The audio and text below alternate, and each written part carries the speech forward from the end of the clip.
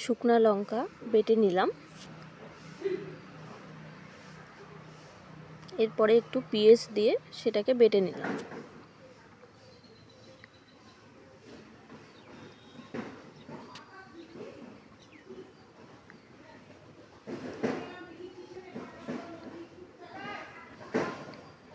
এরপরে মাছগুলোকে হলুদ লবণ দিয়ে মেখে নিলাম।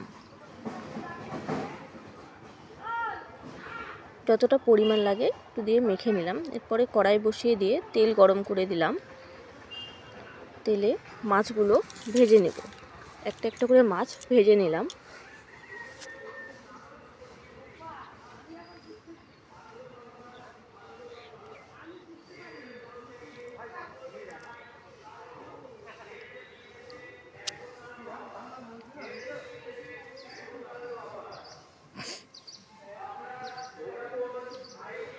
খুব একটা বেশি কড়া করে ভাজলে হবে না, একটু হালকা করে ভেজে নিলেই হবে। মাছগুলো মোটামুটি ভাজা হয়ে গেছে, এবার তুলে নেব।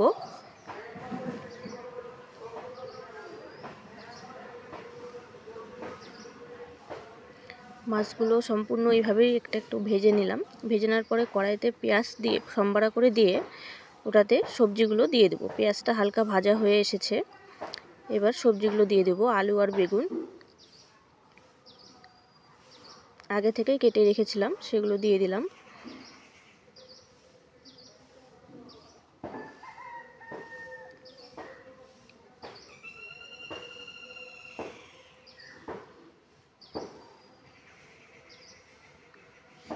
এবার ওর মধ্যে হলুদ লবণ দিতে হবে পরিমাণ মতো।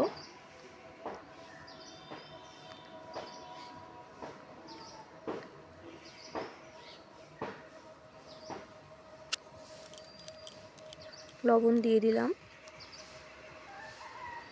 এবার হালকা করে নেড়ে নিতে হবে।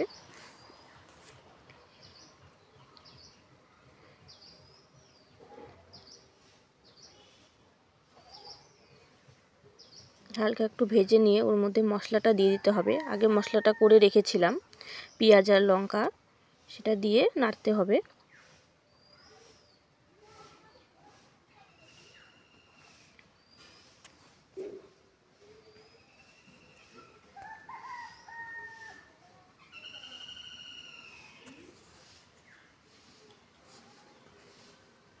কিছুক্ষণ নেড়ে ওটা সিদ্ধ হওয়ার জন্য পরিমাণ মতো জল দিয়ে দিতে হবে।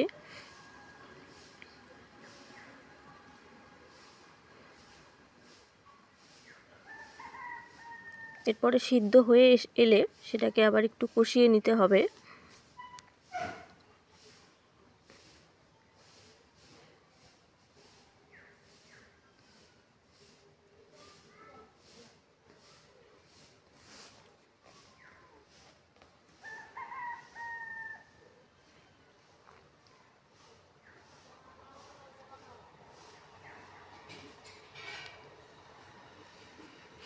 কষানো হয়ে গেলে ওর মধ্যে পরিমাণ মতো যেরকম ঝোল আপনি দেবেন সেরকম পরিমাণ মতো ঝোল দিয়ে দিলেই হবে। আমি পরিমাণ মতো ঝোল দিয়ে দিয়েছি।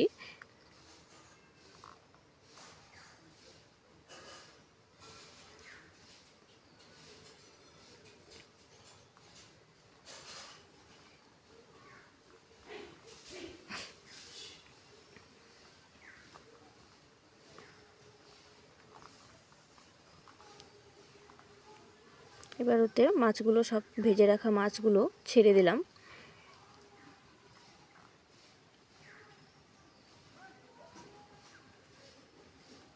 এবার হালকা করে একটু ফুটিয়ে নিতে হবে।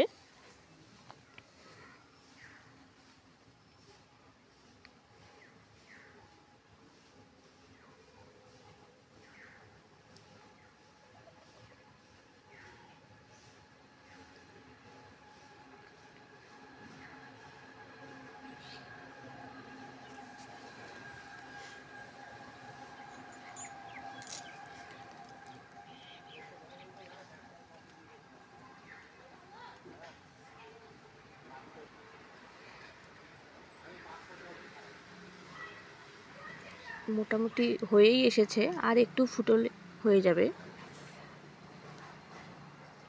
ঝোলটা হয়ে গেছে, আমি নামিয়ে নিয়েছি। দেখুন কেমন হয়েছে, আপনারা সবাই কমেন্টে জানাবেন, আপনারাও করে দেখবেন। যদি ভালো লাগে তো লাইক শেয়ার অবশ্যই করবেন।